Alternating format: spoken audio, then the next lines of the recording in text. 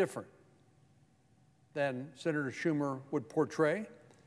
Many of these changes in state laws were designed to reduce opportunities for fraud or roll back temporary protocols that were put in place during the pandemic. The new Texas law, for example, requires voting systems to be tested before an election is held to ensure there are no technical difficulties. It's not unheard of that voting machines are break or need to be repaired, and that just makes sense. The new Texas law also requires that voter rolls be kept up to date. In other words, that people who are no longer alive, that their names would be removed from the voter rolls.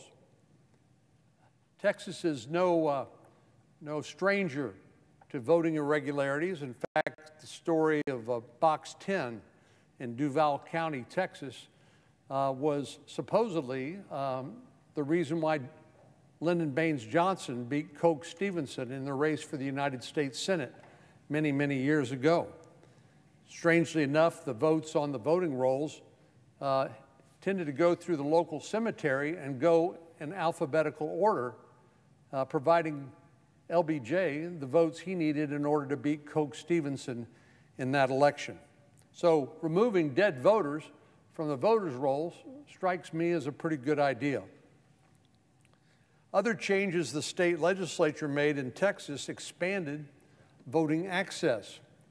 We already offered 2 weeks of early voting in person, and the new law didn't make any changes to that, but it did extend voting hours in more than 60 Texas counties and clarify that voters who are in line at the polling place before polls close will still be able to cast their ballot.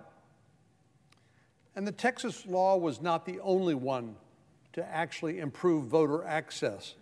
Georgia, for example, expanded early voting in person to 17 days, which is more generous than what's offered in many Democrat states. In New Jersey, by contrast, early voting only lasts 9 days. 9 days in New Jersey, 17 days in Georgia.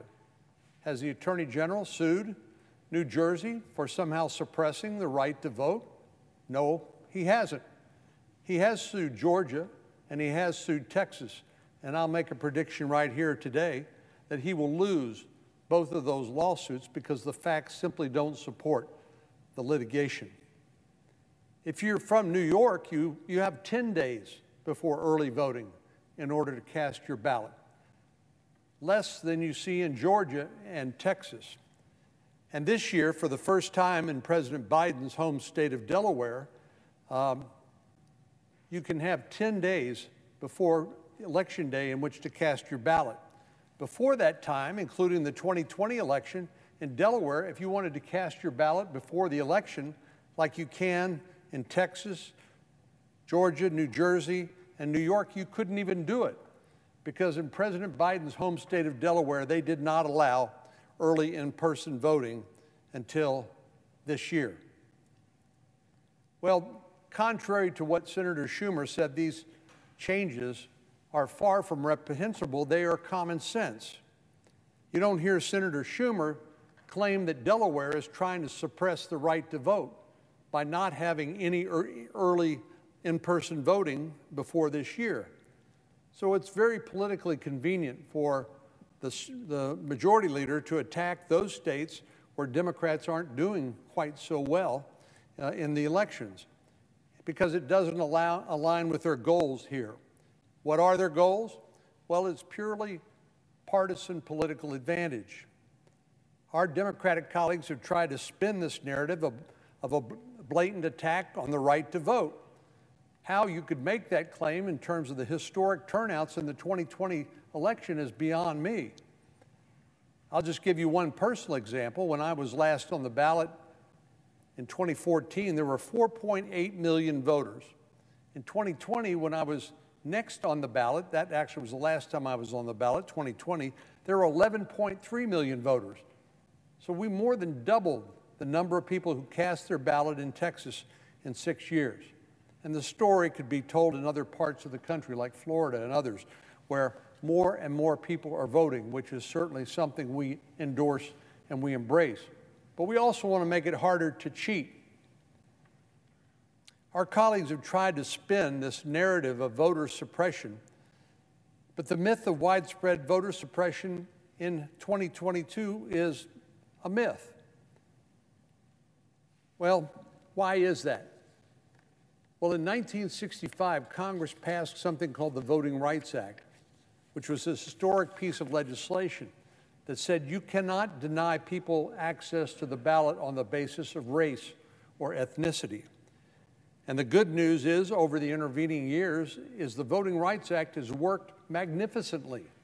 In fact, many states that previously were subject to pre-clearance requirements under the Voting Rights Act because of historic discrimination actually now have greater participation by minorities in their elections than other states that were not so covered.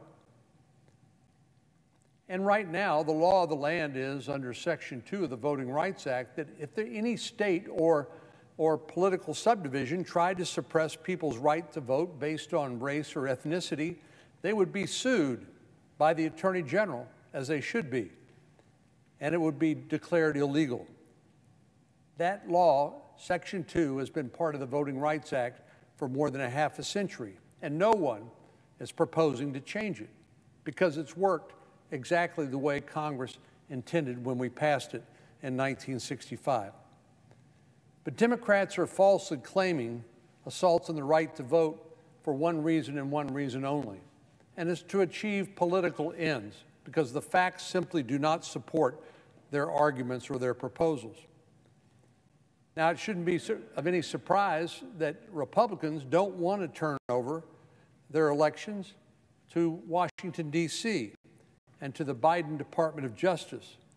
So the path forward for the majority leader is to try to eliminate the 60-vote requirement, known as the filibuster, in order to pass legislation. In his letter earlier this week, Senator Schumer concedes that the Senate was designed to protect minority rights. But those rights, he said, have, quote, been warped and contorted to obstruct and embarrass the will of the majority. I can tell you from experience that the majority is always frustrated by the 60-vote cloture requirement known as the filibuster. But it's designed for a very specific purpose. It's designed to force us to do what maybe does not come naturally, which it means to work together on a bipartisan basis to build consensus legislation that will stand the test of time. But what Senator Schumer is proposing to do, because we have a 50-50 Senate, is to change the rules so that Democrats and Democrats alone can dictate what these new laws will look like. That's it. It's not any more complicated than that.